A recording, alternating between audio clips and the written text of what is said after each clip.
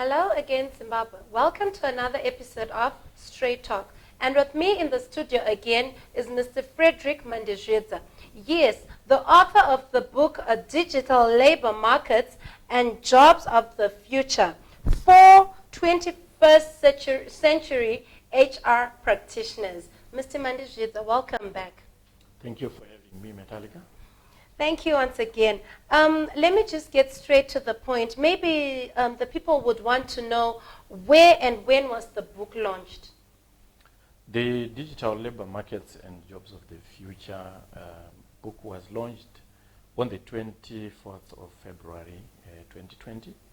And this was launched by the United Nations Economic Council or Commission for Africa, and the United Nations, as well as the African Union, in collaboration with the Ministry of Higher and Tertiary Education, Innovation, Science and Technology Development at the Victoria Falls. Mm-hmm. All right. What is the importance of the book launch? The book launch was critical because it takes Zimbabwe and Africa in general to assume a position where we begin to contribute digital knowledge and digital content to the fourth industrial revolution, without which it becomes difficult to contextualize the fourth industrial revolution to our African setting. So that this launch marks a very critical milestone in that respect. Okay. In overview, what is the importance of understanding the fourth industrial revolution? Metallica, it's very critical for us at this moment in time as Africans to understand the overview of the four industrial revolutions that have already transformed our lives to a very big extent. So it's important that we start off with the first industrial revolution to unpack it and get the fundamental dynamics that are determinant of the first industrial revolution. First and foremost, it will be understood that all economies globally are organized in a particular way where they then get categorized because of the complexity of the technologies that underpin them, that drive them, and that determine whether any economy can be a successful competitor in global markets. And that is made possible on the basis of, number one, the kind of labor that the country or the economy depends on to drive its operations and to drive its existence. And the second aspect, it is dependent on the complexity of the technologies that the economy or its industry actually depends on to produce products, goods and services which are then driven into global markets. So competitiveness is a function of those elements apart from other issues like the capitalization of the economy. So it is important, therefore, for us to start off with the first industrial revolution. It will be known that the first industrial revolution occurred during the 18th century, around 1765. And the main outcome of that initial revolution was what is called mechanization of production systems. Now, that mechanization of production systems was a result of two main things which occurred. First and foremost, it was the discovery of the steam engine. That steam engine, which was powered by coal, and then the discovery of water power, Now, these two elements, if you like, then triggered the development of what is now known as the agrarian revolution. And this happened in the United States, in Britain, or England back then. And it triggered also the emergence of the textile industry together with advanced forms of transport. And these were basically driven by the steam engine and coal. Now, the ultimate result of that was the massive movements of people from rural settings to urban settings. And then what triggered the whole process of urbanization. So that's the first industrial revolution. Then the second industrial revolution, which occurred around 1870, it was also a product of the discovery of the internal combustion system, or the internal combustion engine, which necessitated the whole process of harnessing electricity and at the same time creating enhanced communications. And that enhancement of the communication was witnessed in the form of the emergence of the telephone and radio systems. Now, with communication around society, it meant that it could be possible to then make sure that people can reach to various areas across the globe. And that was also the beginning of probably what we can now call as the villagization of the globe, bringing the whole globe into a smaller area of traversing. And then an important element of the second industrial revolution is what is basically known as the assembly line production, which was enabled by the harnessing of electricity. Now, the assembly line production meant that industries could now produce their products within the context of a line. And that line meant that there was some elementary form of automation. But the maximum output of that was the issue of mass production. Because production now could be put on a line, and then each individual employee would start working and specializing on a particular form of work that they would be doing. And in doing so, the process of manufacturing was enhanced, and it improved the production of products in a mass format. And the second issue, which also emerged from that, was the division of labor.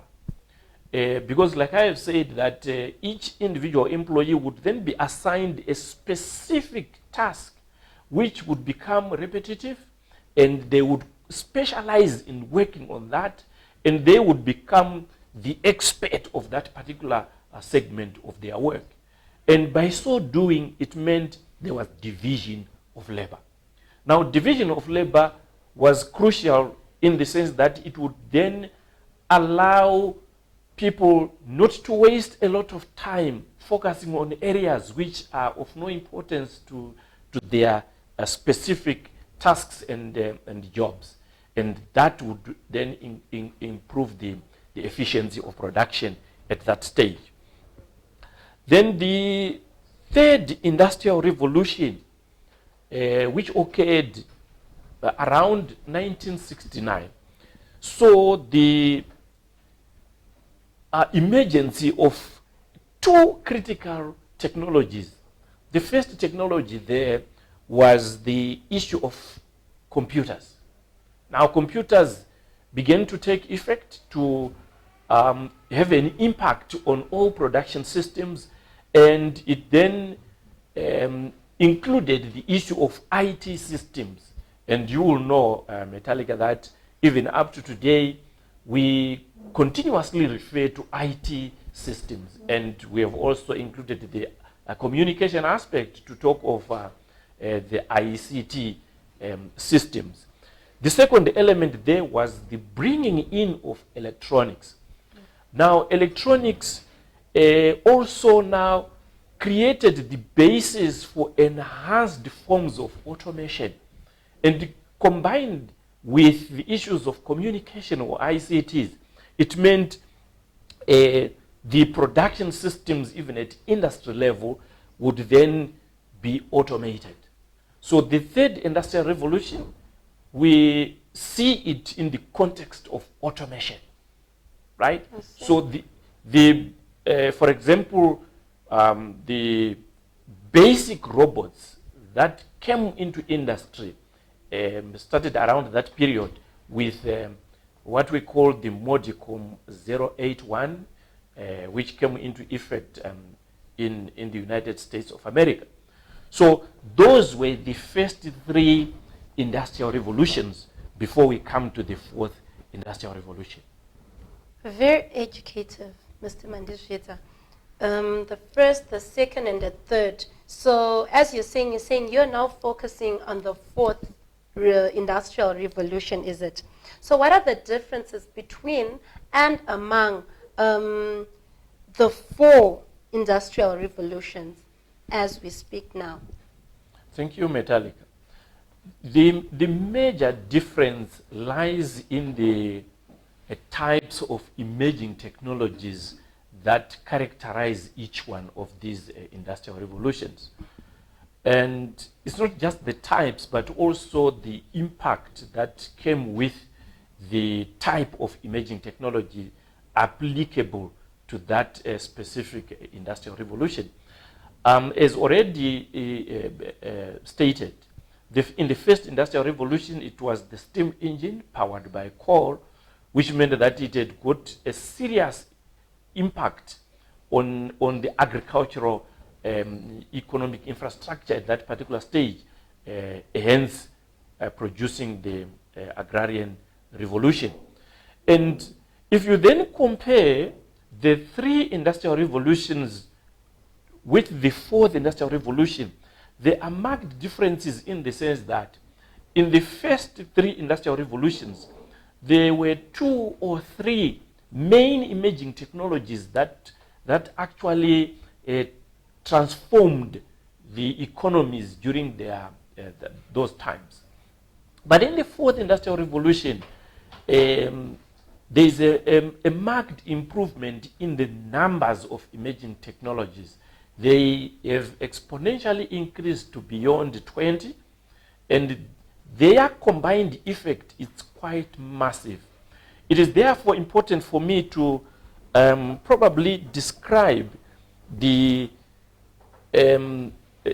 set up within the fourth industrial revolution so that the viewers can actually appreciate much more. The first thing that you want to understand when you're talking about the fourth industrial revolution is that it's a new phenomenon that is occurring which brings together the biological system, the digital system, and the physical systems of life. Because you understand that life is actually sustained on the basis of these 3 elements. So bringing them together creates a new phenomenon which was never heard of before. And this new phenomenon is what is called the cyber-physical system. Now, the cyber-physical system allows also the development of a new capability that humanity can venture into, which was never witnessed before. And this is now the harnessing of sensors, right? Different families of sensors can now be marshaled, they can be mobilized, and be deployed to achieve a certain desired outcome, both in industry and in the social settings.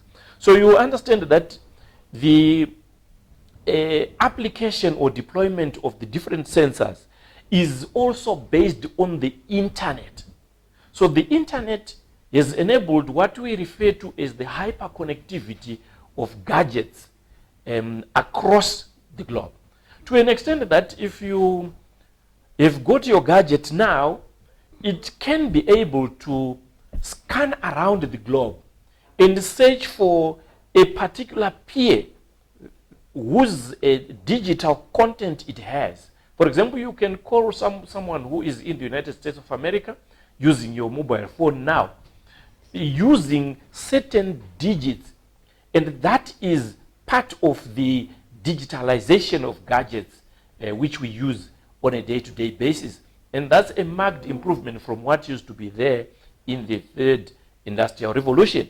And secondly, it's important to know that the hyperconnectivity environments which are created in the fourth industrial revolution based on the internet of things allows then various types of imaging technologies to be deployed and achieve different outcomes. And amongst those technologies which are being applied in this particular stage of industrial revolutions is the artificial intelligence, is automation. There is also big data and data analytics, which harnesses massive amounts of data that are generated around our life processes and which can be used to achieve different outcomes. For example, you've got your mobile phone, which can be able to capture a lot of information about your well-being and process it and give you some notifications, some alerts about your the amount of water that you want to take, the number of steps that you have walked on a particular day, and including many other functions which it can carry out. Then there is also machine learning.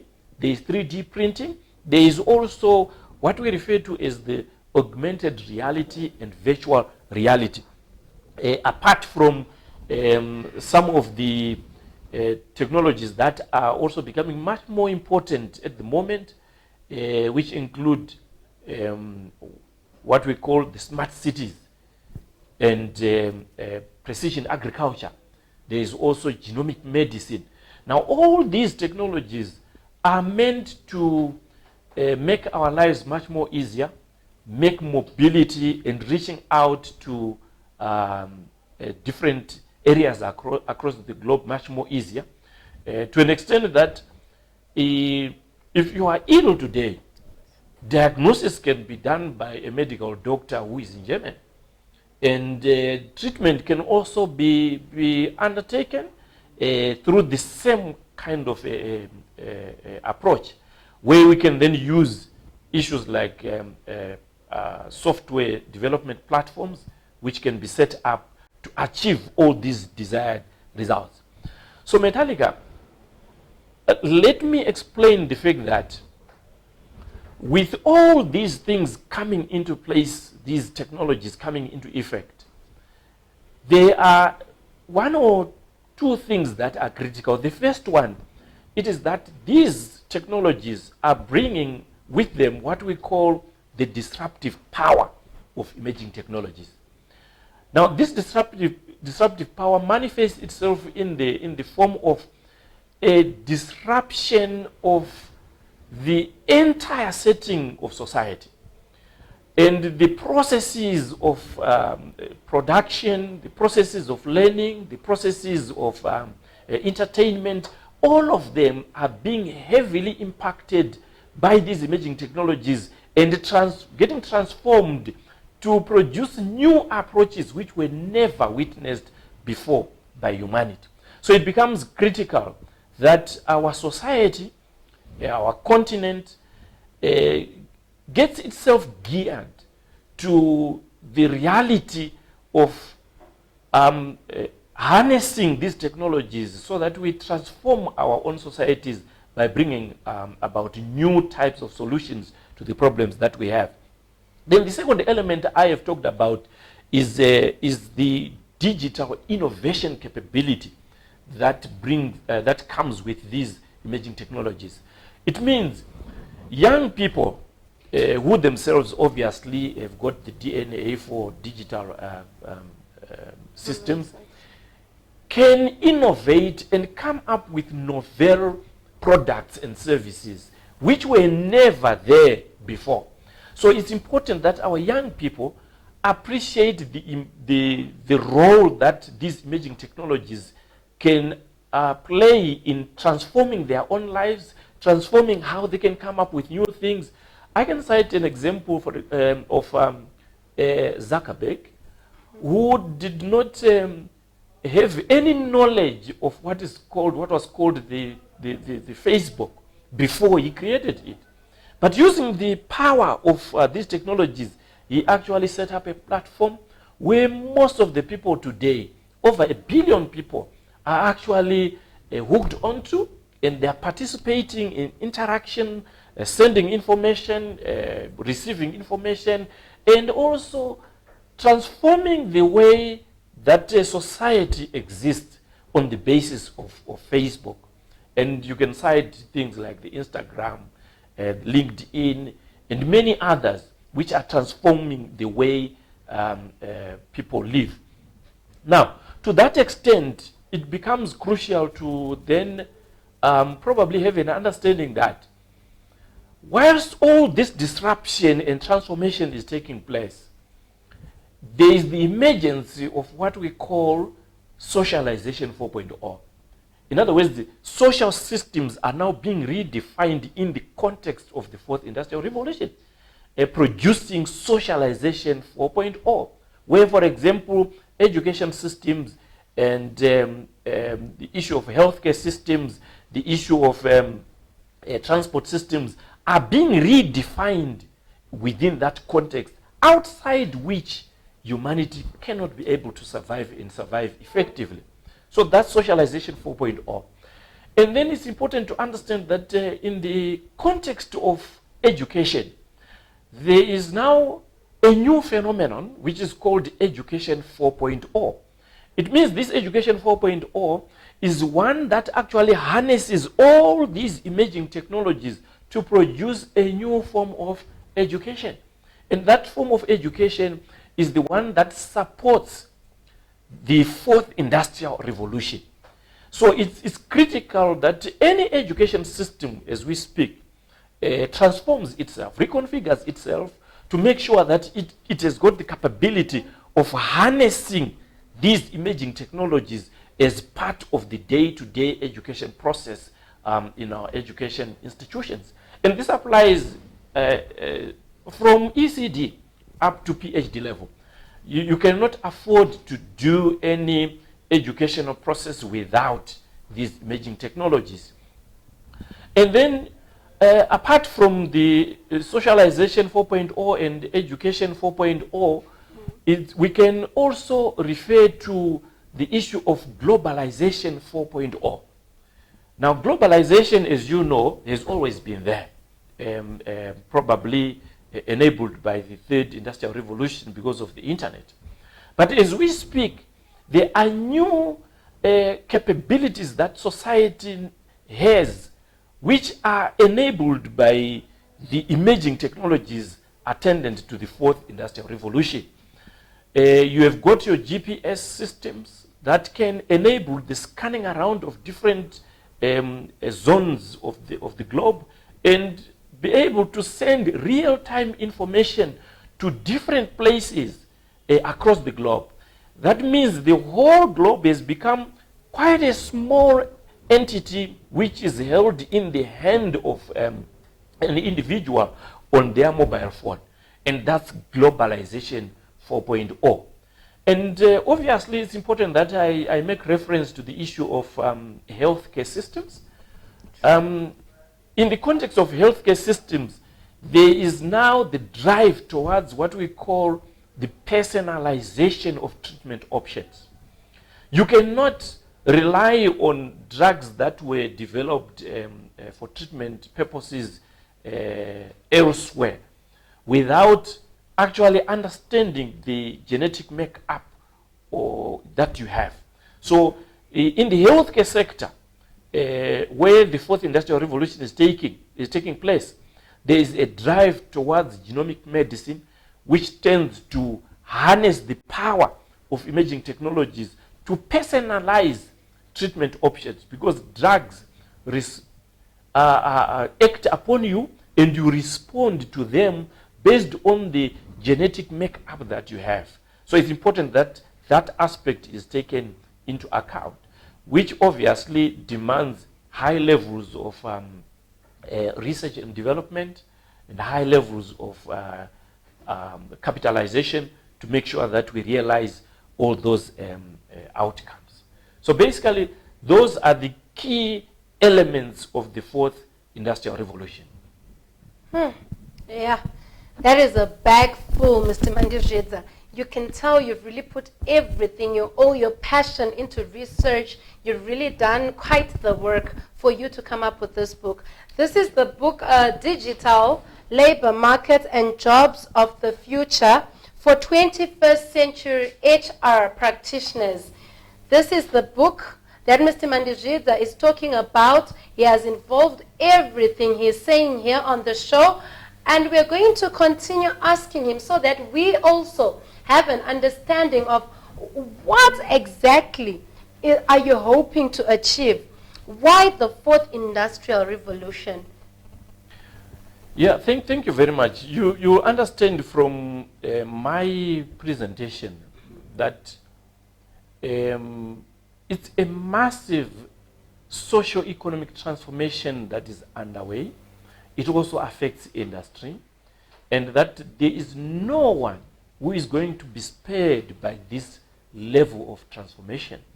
It means we need to prepare ourselves as human beings, and particularly as Africans, because we are continuously lagging behind in terms of harnessing the fourth industrial revolution. You will notice that as we speak, there are few researches that tend to substantiate the importance of the fourth industrial revolution in the context of Africa. And yet, we stand a huge chance of undertaking what we refer to as leapfrogging. Leapfrogging. It is not possible for Africa to catch up with the advanced world, which has already reached the fourth industrial revolution. It is not possible.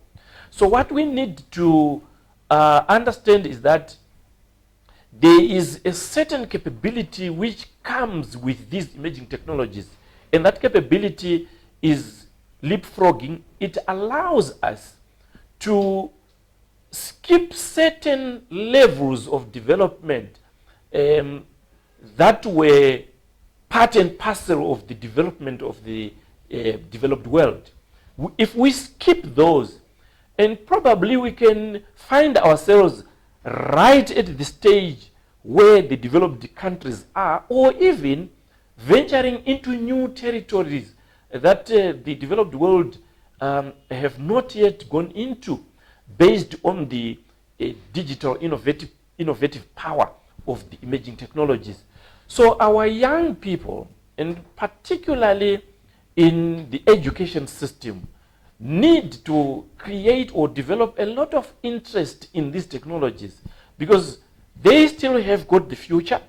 They also have got the DNA for digital capabilities, which, if combined, will create the leapfrogging effect in society, so much so that we can then solve most of the problems that we face today using the digital solutions. So it's quite critical for our society to understand what the fourth industrial revolution is and the importance that it can bring about and achieve massive transformation within the context of Africa.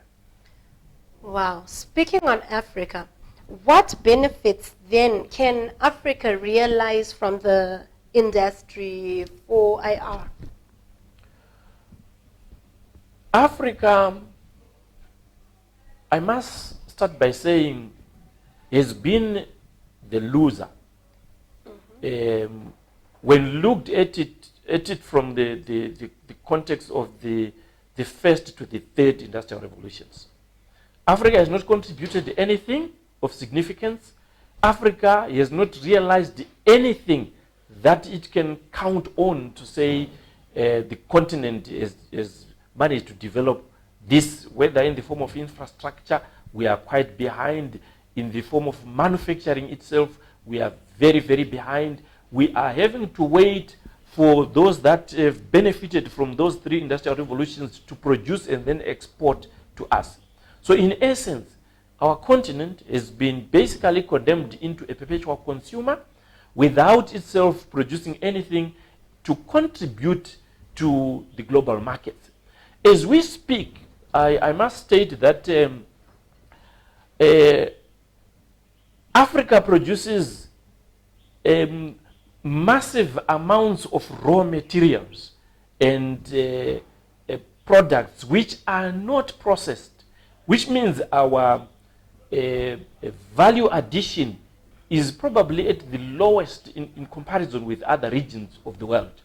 So in terms of unlocking real value, we need to harness these technologies which will allow us to localize production and manufacturing of the different products and services using our raw materials. And once we have been able to do that, it means we can then compete at global level. So Africa needs to harness that power of emerging technologies. And the second area which I think Africa stands to benefit in is the usage of emerging technologies to reorganize its healthcare system. You will notice that we have various communities that are in remote areas, which sometimes when they are afflicted by some epidemic of some sort, it becomes difficult to get there, or in terms of challenges like the cyclone Idai, it becomes difficult to get there.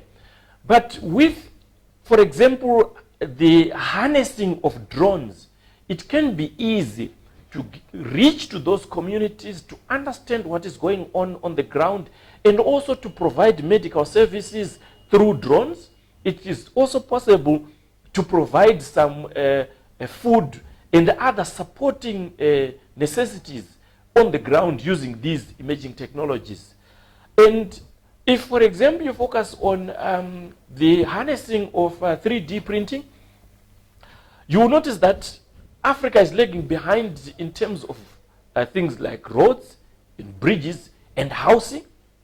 It's quite possible for us to develop and create bridges which are very robust using 3D printing. And not only that, 3D printing can also be applied in terms of healthcare. If, for instance, you've got an individual who has been involved in an accident and they've got their jaw completely shattered beyond repair, it is possible to reproduce a jaw using 3D printing, which can be replaced, which can be used to replace the original jaw which was there. And obviously, there are also other new developments which are taking place. They might have some ethical questions and ethical issues here and there. For example, the designing and production of human organs. There is a massive process that is taking place to produce human organs, which, for example, would be used to do replacement of damaged kidneys, and also possibly replacement of one's heart, which has probably suffered some kind of ailment and can no longer function. So all those things are possibilities that Africa can venture into and benefit. You can also talk about the ability to produce our own synthetic food using the emerging technologies. Now you will notice that Africa has got over 326 million who are exposed, people who are exposed to hunger and starvation as we speak. Now, those millions of people are waiting for you and I to come up with a solution. And if we master the power of this emerging technology, it is very possible to solve that issue using these emerging technologies and solve a whole lot of other problems that we continuously face. You look at the issue of transportation. Africa is plagued by challenges of movement in cities, for example. They become impossible, particularly during times of rainfall and other developments that take place within the climate. So using emerging technologies, it is possible to reorganize the movement of motor vehicles in urban settings, where automation and artificial intelligence can actually produce notifications and alerts to drivers, directing them to different types of routes which have got less traffic congestion, and also making it possible to navigate the roads in urban areas. So, Metallica, there are many possibilities that are presented by these emerging technologies which Africa can harness and benefit from. Yeah, I'm totally understanding you. I'm following you. But maybe let's talk about, before we talk about my next question, maybe let me get to understand. Are you also saying countries like Rwanda that actually is starting to be rebuilt now are still a bit behind in Africa, or maybe there are certain countries that are working towards it? Thank you very much. Across the whole continent of Africa, I must say, there are very few countries that have made significant inroads into the fourth industrial revolution. Rwanda is a case of a country which is gearing itself, preparing itself to actively venture into the fourth industrial revolution and harness the benefits that come with it. So it's a good and probably a much appreciated stance that Rwanda has taken.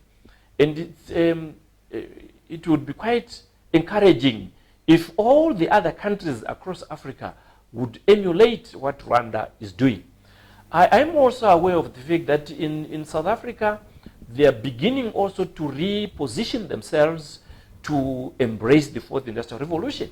For example, they have already established a commission for the fourth industrial revolution, which means they are now being in a position to define what is it that the country can do and which technologies can they actually target for embracing and to drive what outcomes within the context of their economic and industrial development.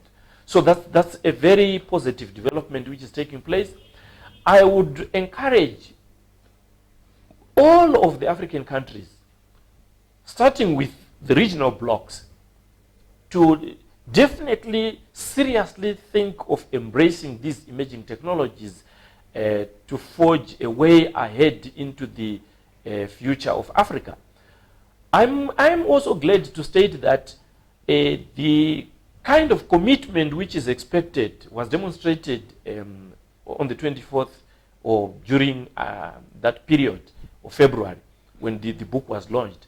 Because the whole narrative around that forum was to say, how can Africa harness the power of the emerging technologies in the context of the fourth industrial revolution? And then how can we link the fourth industrial revolution to the sustainable development goals in the context of Agenda 2030 and Agenda 2063 of the African Union? So it's a narrative which is taking shape, but I think the process and pace is still very behind, and we need to escalate it and make sure that we enhance our agility in that direction. so that we can begin to solve most of the problems that our people are experiencing at the moment. I see. Mr. Mandeshita, lastly, maybe let's talk about the jobs in the fourth industrial revolution. Thank you, Metallica.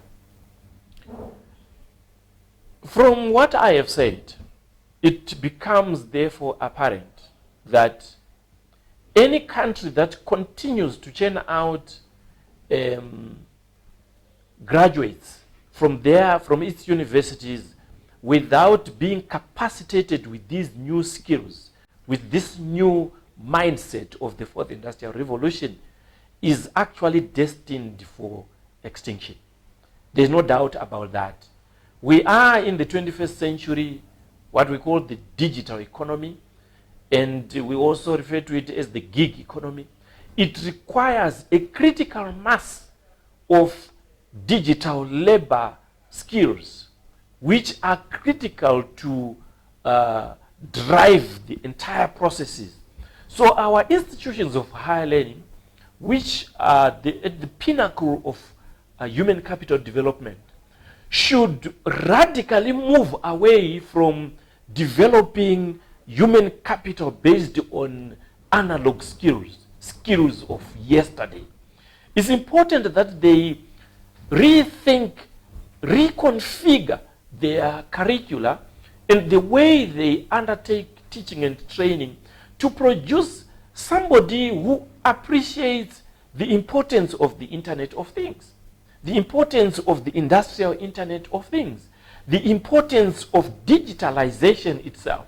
So much so that when we then talk of digitalization, we avoid making the mistake of saying, because my laptop is connected to the internet, I therefore believe that I'm digitalized, or the system, the company that I work for is digitalized.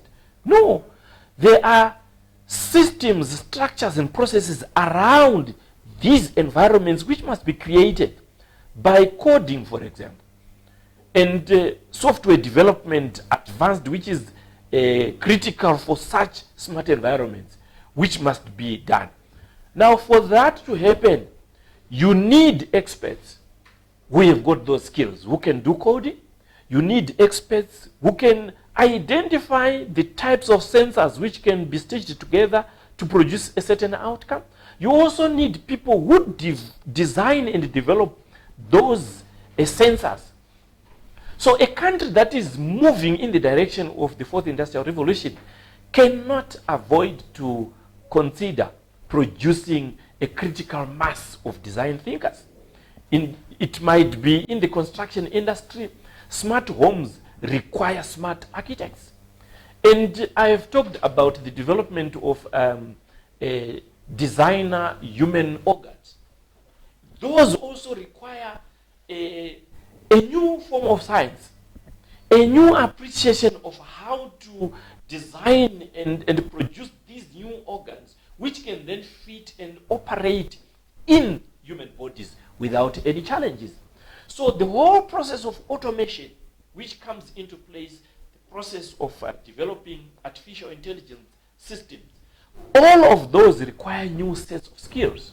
So our training should actually be transformed to focus into the fourth industrial revolution skill sets, and also to prepare our future employees to be able to undertake these jobs, drive industrial research and development, and produce digital solutions and products that are useful within the context of the current digital economy. So there is no way that we can move forward into the future without focusing on creating new jobs.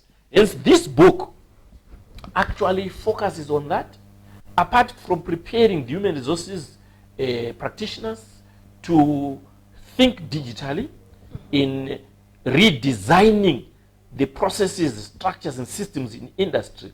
It also offers a few jobs of the future which are defined and probably with some bit of a prediction of where these things are going to, hence enticing institutions and encouraging young people to focus on this if they are to prepare for their future.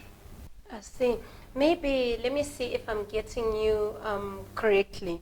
You know, some of us, and now this digitalization, we are part of the team that is going to be a bit behind, but we'll catch up with you.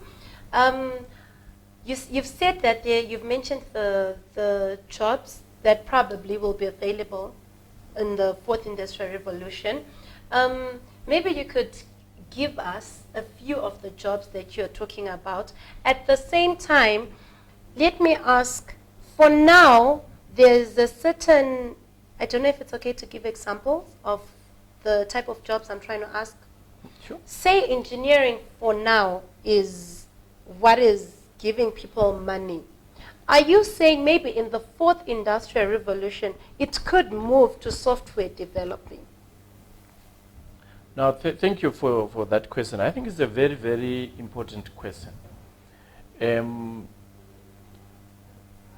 If you look at research, it tells us that within the next 5 years, most of the jobs which are there today are no longer going to be there. For example, if you were to go into a banking hall, in the next 5 years, it will be difficult for you to meet a human being in the banking hall. You will find an artificial intelligent assistant. That assistant will be able to interact with you as if it were a human being, yet it's a machine, a robot. And it can solve your problems without you having to meet any human being. I have also talked about the need for humanity to appreciate the disruptive power of digital transformation or these technologies. Now, a critical element within that context is the ability to generate, capture, harness, and process a lot of data. And that brings in what we call big data and data analytics.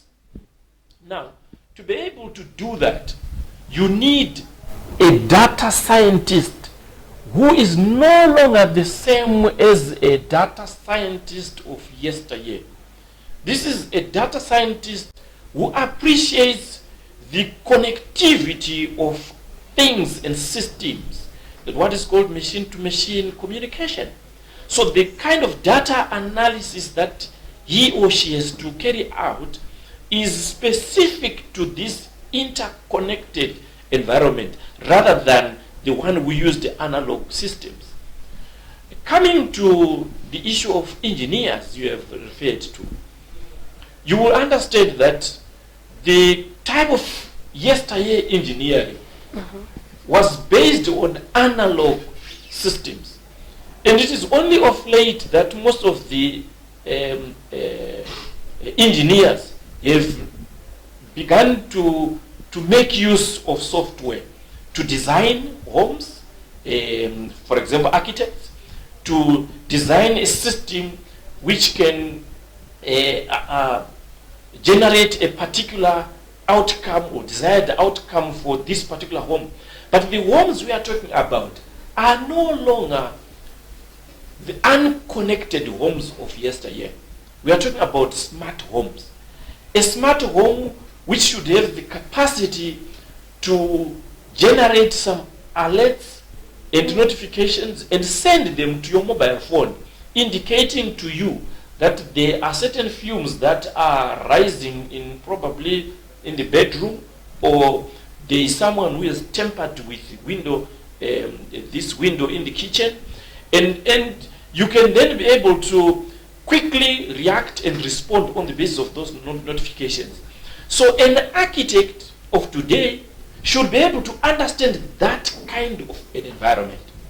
I have also talked about the issue of 3D printing, where if an individual has been involved in an accident, their jaw is broken, completely shattered beyond repair. So a 3D printer as an expert who comes in, should understand how to design this jaw of the individual, which is then used to replace the jaw which has been shattered within the patient. So it's important that those skills are taken into account. And this runs across all systems and structures, including with our universities. The lecturers that we have in our institutions must master this language that we are talking about, because they are the ones that produce the graduates from our universities. Unless they themselves master that, it becomes difficult for them to move away from obsolete, outdated curricula to the new curricula which addresses these issues that we are talking about. And I must state that today, the type of problems that we face are much more complex than the problems of yesterday. At the moment we talk of coronavirus. Coronavirus started in China, Wuhan, and it has ravaged the entire globe. Yet in the past, because there was no ability to move rapidly, of people to move rapidly from one place on the continent to the other, it means it's now quite possible to have this rapid reaching out of diseases and so on and so forth. So it's important that our graduates from our universities have got this understanding and say, how then best can we come up with solutions that can address a pandemic like coronavirus of that magnitude? And you can use artificial intelligence. Artificial intelligence can actually monitor the development of the disease from one continent to the other, and you can actually harness that by simply getting the predictive power of artificial intelligence and emerging technologies to curb its effects across society. At the moment, we also have got a massive challenge of locusts in North Africa. And the issue is, the locusts move in terms of swarms. Mm-hmm. And they move from one country to another, or from one region to another. It's impossible to make use of artificial intelligence to define the trajectory where these locusts are going to, and begin to set up probably chemical barricades or some other solutions which can used to curb that movement of the locusts, and then you control the damage that they can they cause to society and to production systems. So yeah, emerging technologies are a critical tool that we can use right now to redefine and the economic settings, and also to come up with new solutions that have never been developed in the past. Mm-hmm. Thank you so much, Mr. Frederick Mandizhidza. Mr. Frederick, like I've said before, is the author of the book Digital Labor Markets and Jobs of the Future for 21st HR Practitioners. He is the author of this book, and if you want to get hold of him, his details are right on the screen, his email address, his phone number, and if you have any questions that you need to know, just contact him and he'll be in a position to explain, to elaborate, and to continuously assist you in understanding digitalization in the fourth industrial revolution. My name is Metallica, and before we leave, we're just going to give you a short preview of the book launch, Mr. Mandizhidza's book launch in Victoria Falls, how it happened, and what exactly went on. Mr. Mandizhidza, thank you so much for gracing the show. Thank you for having me, Metallica. My pleasure. For 21st century HR practitioners.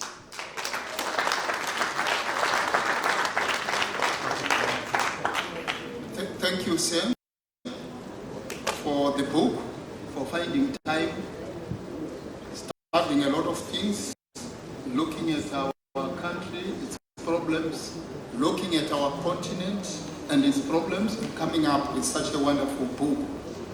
This is not a luxury, it is indeed a need. Thank you once again. at this auspicious occasion. Your support is immensely cherished. May the good Lord bless you.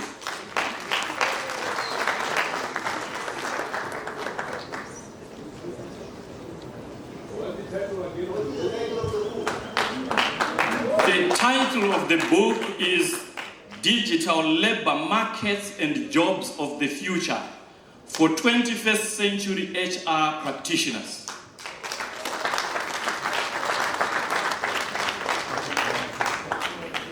Thank you, Sam, for the book, for finding time, studying a lot of things, looking at our country, its problems, looking at our continent and its problems, and coming up with such a wonderful book. This is not a luxury. It is indeed a need. Thank you once again.